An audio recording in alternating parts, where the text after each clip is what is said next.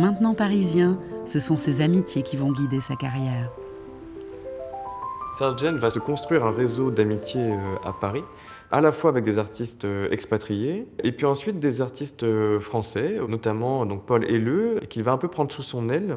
En revanche, comme Sargent, c'est quelqu'un qui est très très sociable, a énormément de charme et très vite trouve une clientèle dans la bonne société et notamment fréquente Montesquieu et tout ce milieu finalement proustien. L'amitié avec Montesquieu, elle vient de Helleu, elle ne vient pas de Sargent. Montesquieu connaissait le tout Paris et présenta rapidement Sargent à l'un des hommes les plus fascinants, mais aussi les plus controversés de la société parisienne, Samuel Jean Pozzi.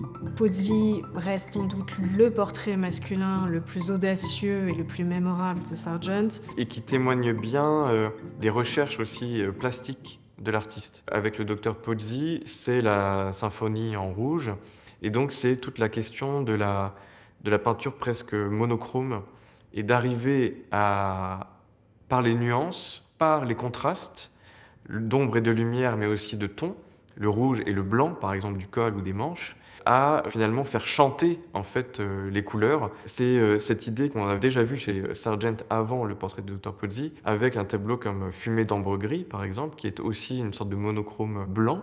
Et Sargent dit clairement dans une lettre à un de ses amis que ce qui l'intéresse le plus dans ce tableau, c'est la couleur. Faire sortir une forme du fond aussi, puisqu'il y a ce grand rideau derrière lui. Ce qu'on appelle du red on red, du rouge sur rouge, finalement qui n'a pas été revu depuis en fait la peinture vénitienne de la Renaissance. Donc c'est là encore une fois c'est Sargent qui rend hommage finalement au vieux maître italien.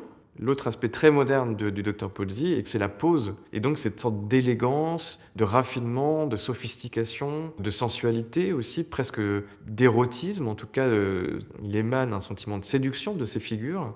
C'est quelque chose de totalement inédit. Donc là, on sent quand même chez Sargent la recherche quand même d'une forme d'originalité, de sensualité, d'une forme d'intimité avec ses modèles. Mais qui va quand même assez loin, puisque Pozzi est dans sa robe de chambre.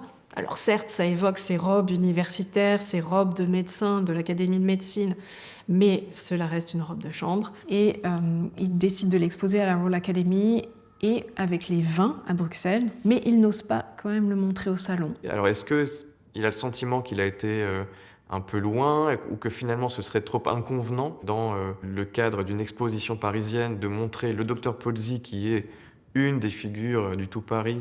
Sargent fait très très attention dans sa stratégie d'exposition et il doit savoir que le portrait de Pozzi est un peu trop audacieux pour être exposé au salon. Ce ne sera que partie remise, car Sargent s'apprête à présenter le portrait qui changera sa carrière à tout jamais, Madame X.